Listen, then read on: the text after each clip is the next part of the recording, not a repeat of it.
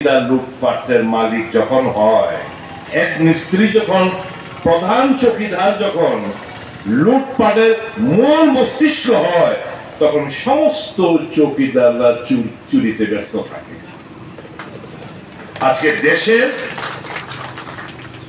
এই যে মানুষের যে অর্থনৈতিক যে দুরবস্থা, এই যে জিনিসপত্র প্রয়োজনীয় জিনিসপত্র মানুষের কেনার নাগালের বাইরে হু হু করে মূল্য বৃদ্ধি হচ্ছে। কি স্বপ্ন দেখিয়েছিল? अच्छे दिन आएंगे। কখন বলেছিল अच्छे दिन?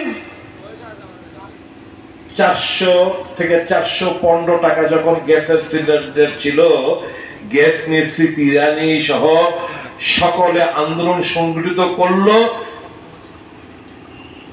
बहुत हो गई महंगाई की मार, अब की बार भाजपा सरकार।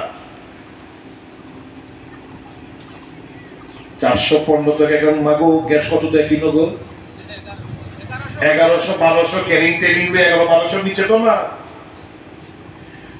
যখন अच्छे दिन आएंगे কইছিল, তখন পেট্রোলের দাম ছিল 65 টাকা, 65 থেকে 65। ডিজেলের দাম ছিল 55 টাকা। এখন ডিজেল এবং পেট্রোল দুটোই প্রায় 100 ছুঁই।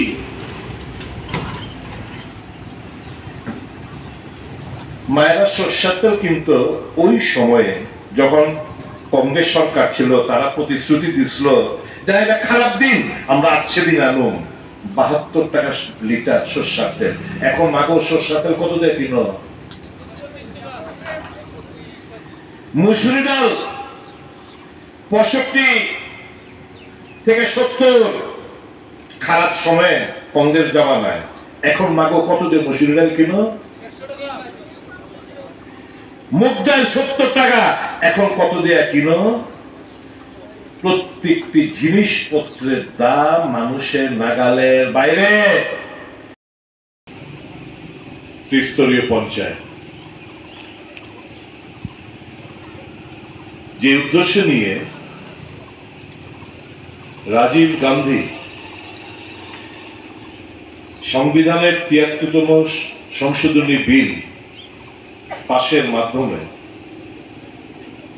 ত্রিস্তরীয় পঞ্চায়েত ব্যবস্থাপনা এবং 50% মহিলাদের রিজার্ভেশন উনি যেটা করে গেছেন, ভারতীয় জনতা পার্টি ক্ষমতাসীন হওয়ার পর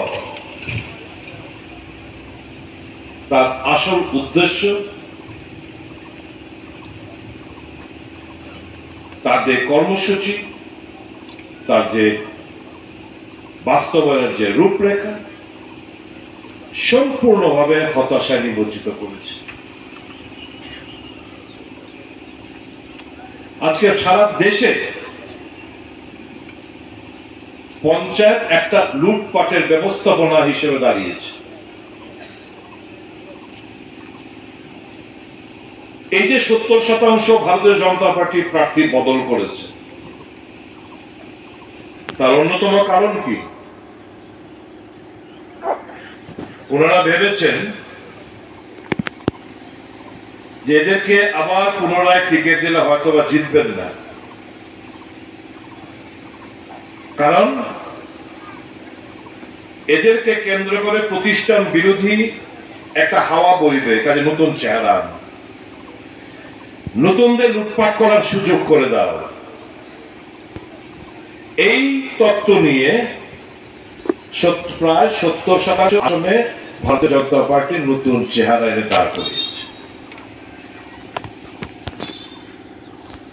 গত 5 বছর যদি আমরা উপনির্বাচনে মশলা হাতে নয় চামচে তুলুন। লংতরাই গুঁড়ো মশলার প্রতিটি 250 গ্রাম প্যাকেটের সাথে 1টি চামচ ফ্রি। লংতরাই গুঁড়ো মশলা, রান্নায় তোমাকে চাই।